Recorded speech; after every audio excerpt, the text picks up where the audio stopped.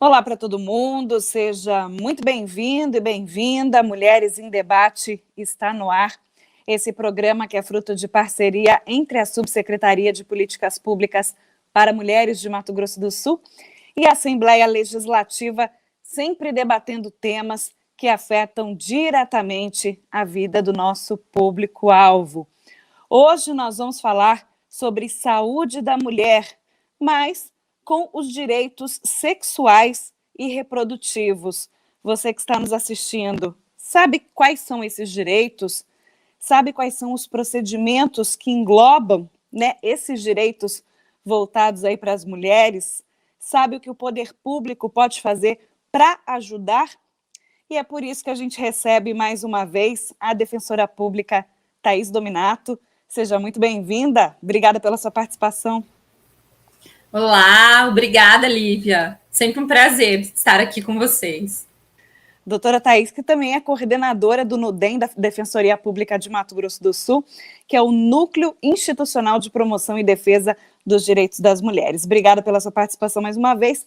E hoje também com a gente, participando do Mulheres em Debate, a enfermeira Hilda Guimarães. Obrigada pela sua participação. Obrigada, Lívia. É um prazer estar aqui com esse público que tanto interessa a nós, do estado de Mato Grosso do Sul, e debatendo um assunto que é de suma importância para as mulheres.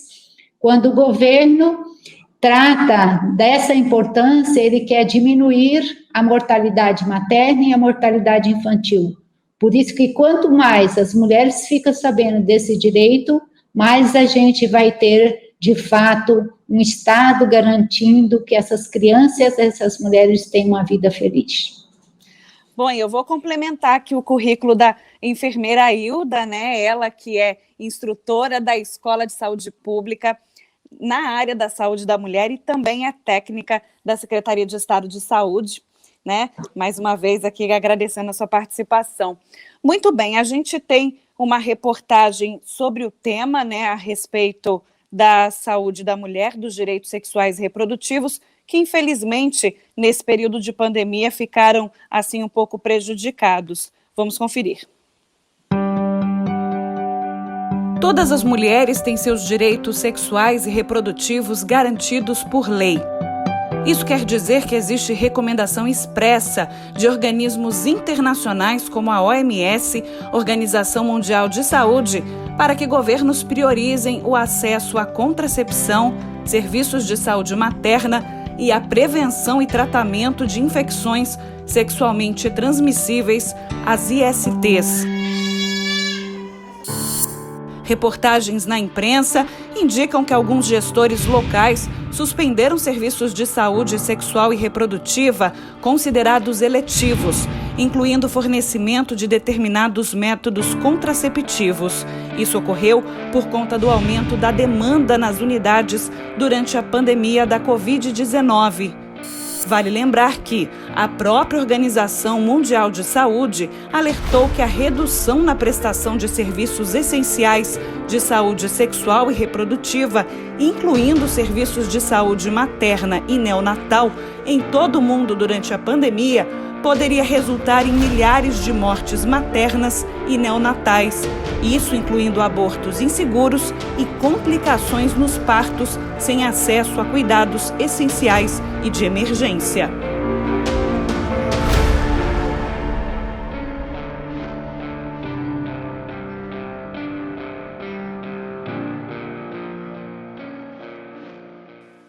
Bom, de volta para falar sobre um tema tão importante que, infelizmente, ainda é pouco discutido, no âmbito da imprensa, eu acredito, é pouco discutido entre as pessoas, entre as famílias.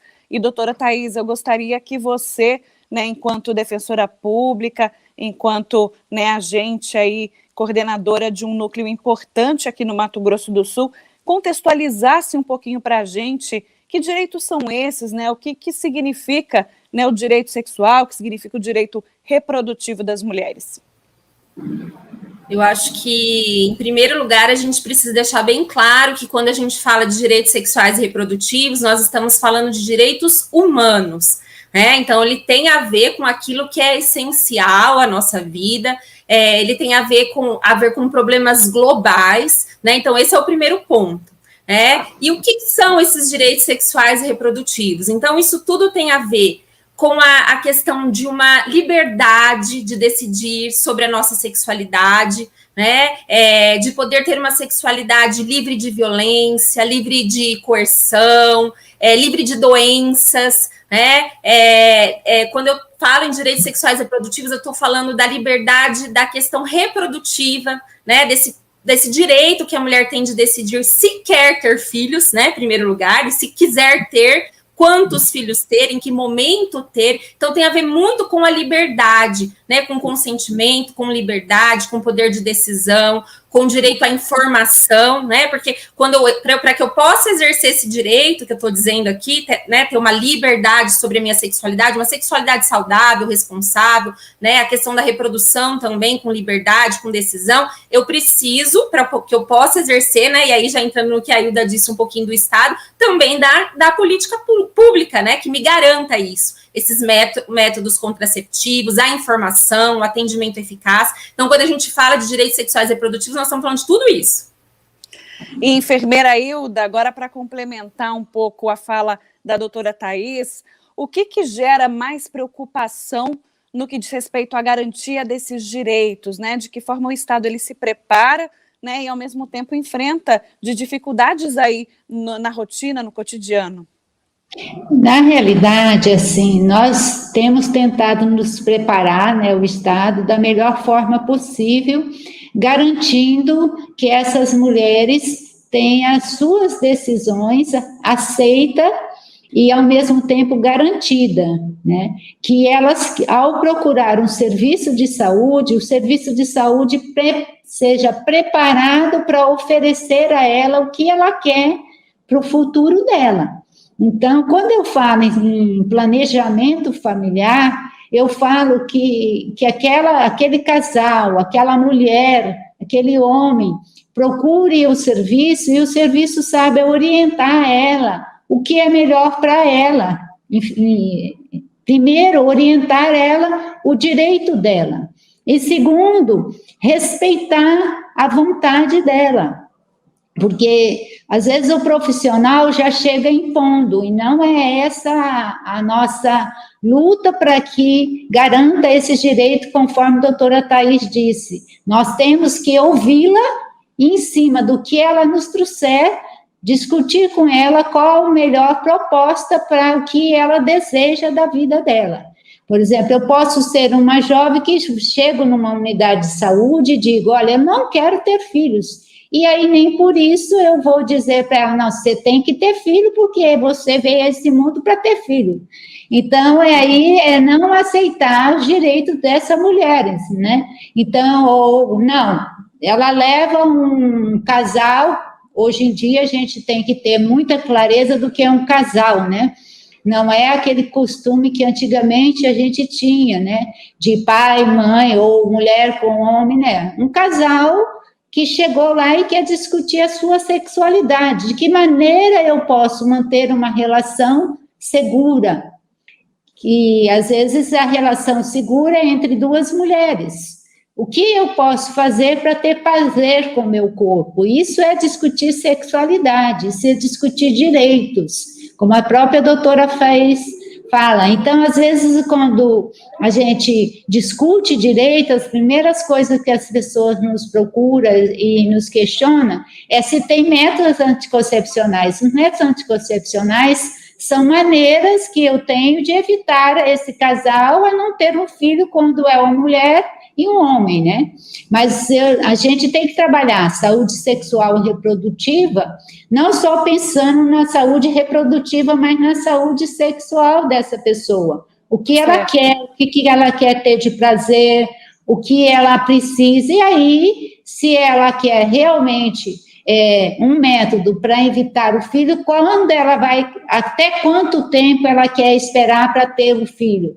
O que ela se planeja ter daqui 2 anos, daqui 3 anos? Qual o melhor método para essa programação da vida dela? Mais do que nunca, garantir todos os direitos que essa mulher na maioria das vezes, tem no país, né? Por exemplo, em termos até de aumentar o leque de métodos anticoncepcionais para que ou as mulheres que têm alguma doença possa ter essa garantia deste método e não tomar um método que venha fazer até mal para a saúde dela. Então, o Estado, a gente tem conseguido adquirir isso para as mulheres que têm alguma doença de base ou algum problema com a saúde dela e que não pode usar, por exemplo, uma pílula anticoncepcional de grande dosagem, ela tem outra saída para ela e que a gente tem tentado garantir isso. Nossa, olha quantos temas a enfermeira Hilda colocou aqui para a gente, né, que são de atribuição do Estado, na questão do atendimento, né, ao público. E, doutora Thaís, o que a gente pode entender como mais grave na violação desses direitos? A enfermeira Hilda está comentando a respeito da preparação do Estado. É uma preparação, acredito que complicada, né, porque são muitas as demandas diferentes, que também exigem organização, informação por parte das equipes, mas a gente sabe que o Estado ele atua como poder público. Nós temos também iniciativa privada, tem também toda a questão do ambiente de trabalho, do ambiente doméstico que essa mulher, no caso, vive. Agora, voltando para a minha pergunta, né, o que seria mais grave no que diz respeito à violação desses direitos? Eu acho que a gente precisa pensar mesmo na negação, né, desses direitos, muitas vezes pelo próprio poder público, né? Se a gente pensar, por exemplo, agora, durante a pandemia, a ONU Mulheres, a OMS, declararam os direitos sexuais e reprodutivos como essenciais, né, como serviços que não podem ser suspensos nem durante a pandemia. E mesmo assim, a gente tem visto negativas desses direitos, né, paralisação desses serviços, por conta da pandemia. Então, a negação, né, desses direitos, porque são direitos indispensáveis, né, a gente pensar em relação às mulheres, né, a liberdade, a gente ainda encontra muita dificuldade no exercício, porque ainda se tenta controlar os corpos das mulheres, a sexualidade das mulheres, decidir pelas mulheres, né, então a tutela do Estado. Então, a mulher que deseja uma laqueadura, mas que é questionada. Você é nova demais, você vai se arrepender, se amanhã você ganhar na loteria, né? Então, a mulher ainda é considerada dentro do sistema, muitas vezes, como incapaz de decidir sobre aquilo que ela quer. Então, eu acho que essa negação, o sistema ainda é dessa forma, né? Ainda há muitas resistências, né? Dessa atuação da mulher de forma autônoma, protagonista da sua vida. Então, isso é difícil, né? A falta de informação é um outro problema dentro da questão dos direitos sexuais e reprodutivos, né? Nós temos hoje, por exemplo, desde 2017, uma portaria do Ministério da Saúde que diz que os hospitais e maternidades do SUS devem disponibilizar o DIU pós-parto imediato. Então, a mulher pode sair da maternidade após o parto já com o DIU. Quantas mulheres sabem disso? Pelo menos as que a gente atende, pouquíssimas sabem, né? Então, a gente tem lutado para que elas conheçam essas informações, para que elas busquem essas informações nas maternidades, e, de outro lado, a gente ainda encontra a resistência dos profissionais de saúde na colocação, por exemplo, desse DIU pós-parto, né? Que tira toda a burocracia necessária para uma laqueadura, né? E seria um método muito eficaz, né? E muito importante para as mulheres. Então, eu acho que negar os direitos, querer tutelar os corpos das mulheres, querer decidir pelas mulheres, e a falta de informação a essas mulheres são graves problemas quando a gente fala de direitos sexuais e reprodutivos. E lembrar, né, doutora Thaís, que na pandemia a gente teve esse direito muito mais negado, e agora a gente está num processo de tornar novamente a voltar a discutir esses direitos e implementar as capacitações. Quando ela diz assim que todas as maternidades do SUS desde 2017, né, teria a obrigação de que a mulher que entrar para ter um parto, ou no parto que a gente fala, tanto faz parto normal como cesárea, que teve um aborto espontâneo ou um aborto induzido, não importa, teve um aborto, essa mulher teria que ser oferecido para ela no ato da sua alta, ou assim que no caso do parto e do parto cesáreo ou parto normal, assim que a placenta saísse, a gente teria que introduzir um DIU, se ela assim o quisesse. E esse direito é tão importante, por exemplo, a mulher quer uma laqueadura, que é um método considerado definitivo. E se ela não tem os critérios, que é uma lei muito antiga, muito questionada, cheia de problemas com ela, mas é a única que a gente tem ainda, né? Essa lei permite que a mulher faça a laqueadura, ela depois, só que ela não pode fazer na hora do parto, a não ser algumas problemas de saúde que ela tem, por exemplo, se ela já tem 2, 3 cesáreas, se ela é uma gestante cardiopata, e nesse caso, se ela quiser fazer a laqueadura e ela fez uma cesárea, ela faz nesse ato, se não, ela é postergada essa laqueadura para 60 dias após o parto. Então, ela já pode sair aí com um método de longa duração para não ter risco de engravidar. E se ela quiser mesmo, tira esse DIU e depois faz a laqueadura, porque é um procedimento cirúrgico.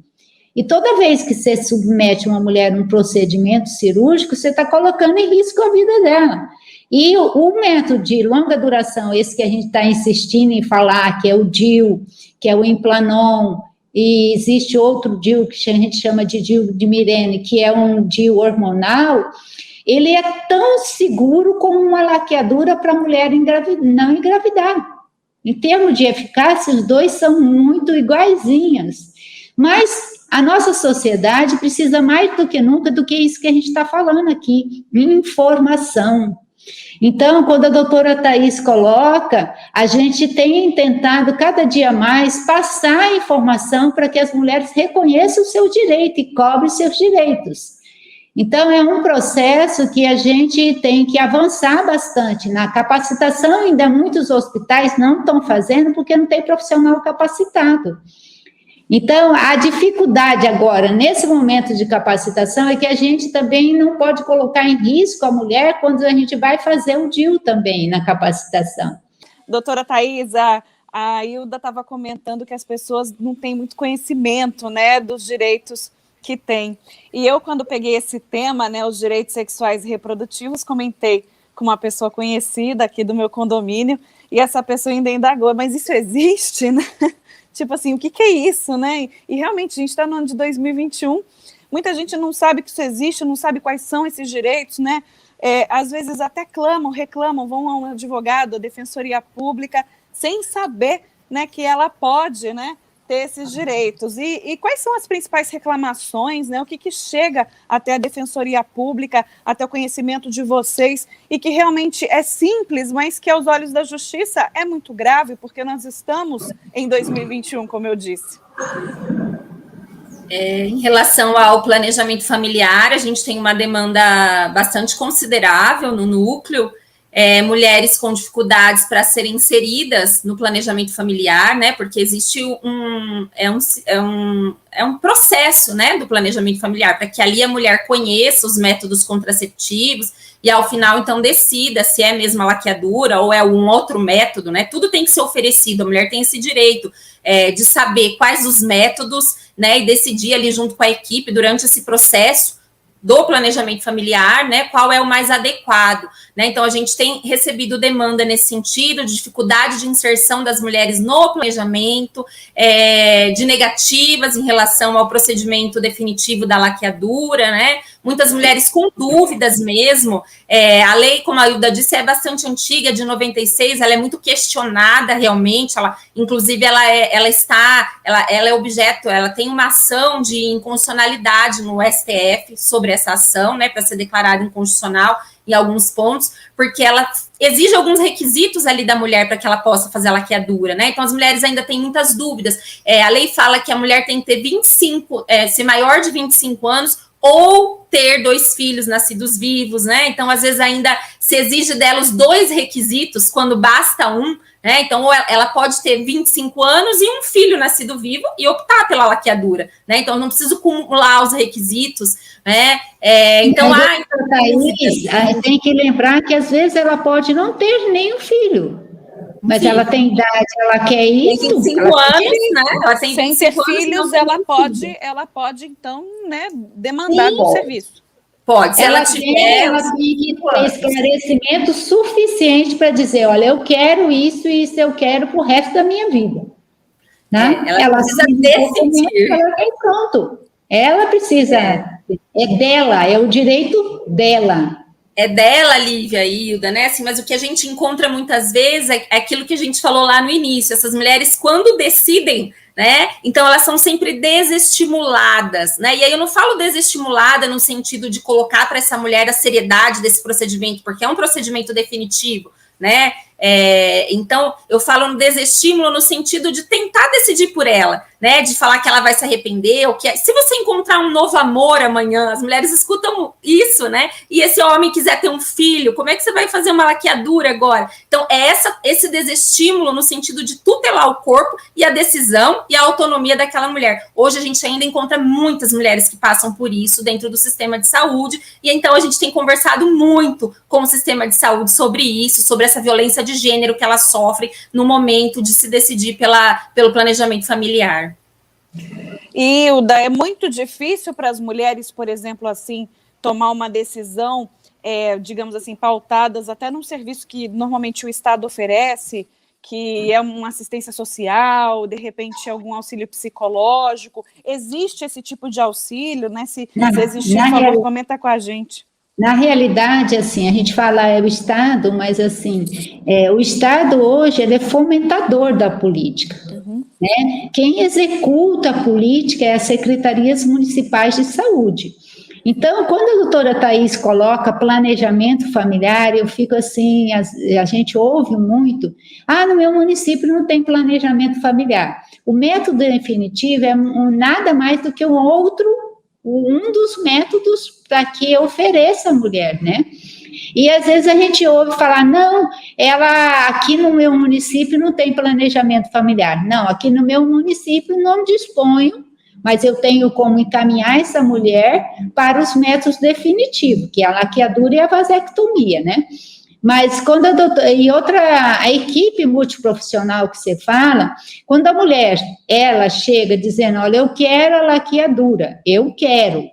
Então, ela passa por um métier que a gente fala, de conversa, e é isso que a doutora Thaís está colocando, que às vezes profissionais, essa conversa é feita com psicólogo, com assistente social, com médico, em que ela ouve e é oferecido a ela outras alternativas que não isso que ela já está decidida para a vida dela, né?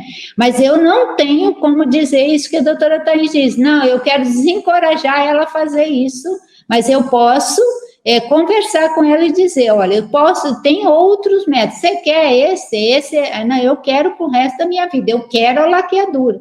É um direito dela de querer, tá? No caso, isso seria o que a equipe multidisciplinar faria, né? O papel de um assistente, de um psicólogo. O papel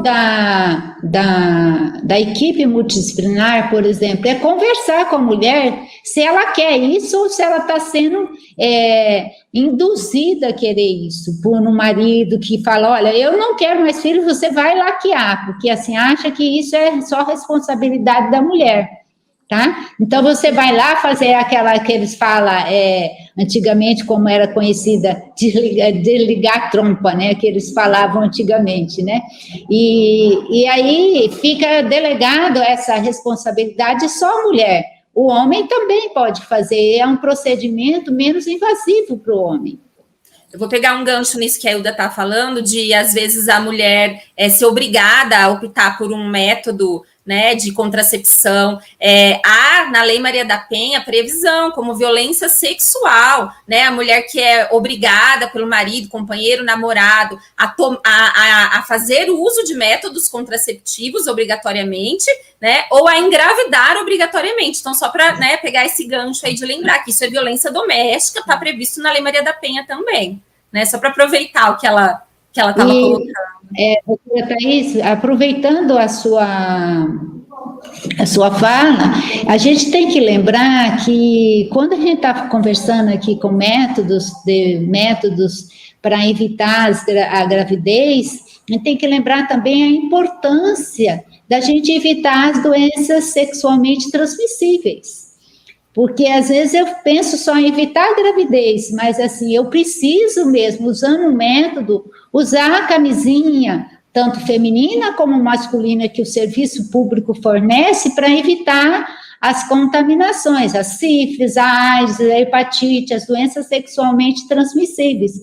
Infelizmente, né, eu gosto desses bate-papos porque eles passam assim voando, né, muito informativos, num tema que a gente nunca discutiu aqui no Mulheres em Debate, é a primeira vez que a gente está falando sobre isso, falamos sobre temas relacionados, mas sobre essa questão da decisão, né, de ter ou não filhos, os procedimentos, né, que tem que estar disponíveis para a mulher, né, o que é direito, o que o Estado tem que prover, é a primeira vez. Eu quero agradecer e pedir, né, para deixar as considerações finais, prestação de serviço aí à população, por parte da Defensoria Pública de Mato Grosso do Sul, doutora Thaís Dominato.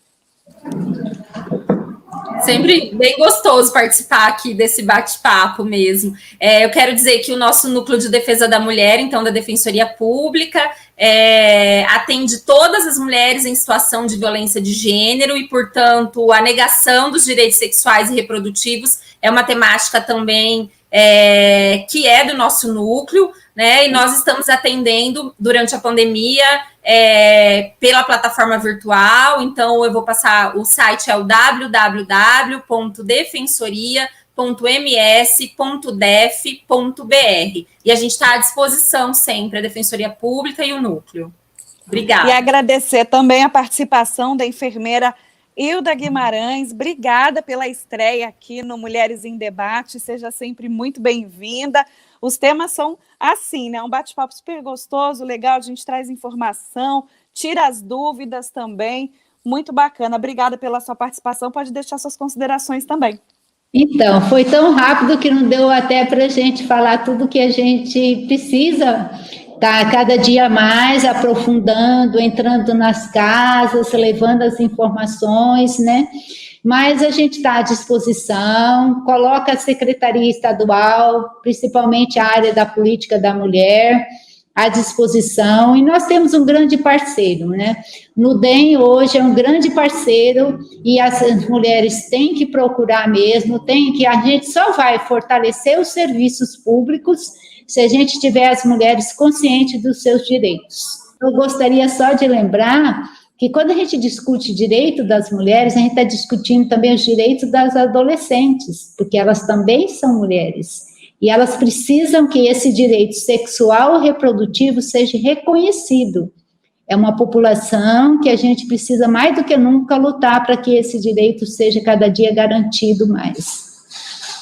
Muito bom, adorei o bate-papo, tema assim bastante interessante e oportuno, principalmente quando se trata da Covid-19, agradecendo sempre a parceria da Subsecretaria de Políticas Públicas para Mulheres de Mato Grosso do Sul, né, idealizando esse programa que já está há mais de um ano, né, no ar.